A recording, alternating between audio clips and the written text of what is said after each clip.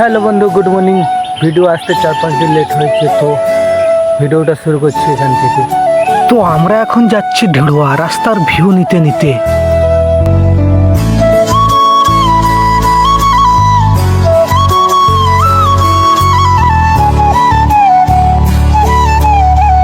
তো আমরা চলে এসেছি এখন ঢেড়ুয়া চুল কাটার জন্য।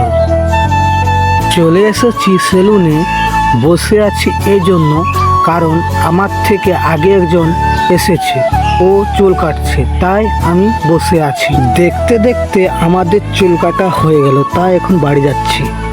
চলে এলাম পেট্রোল পাম্পে গাড়িতে তেল ভরাবার জন্য। গাড়িতে তেল ভরাবার পর বাড়ির উদ্দেশ্যে রওনা দিলাম। অবশেষে 2-5 মিনিটের পর বাড়ি পৌঁছে গেলাম।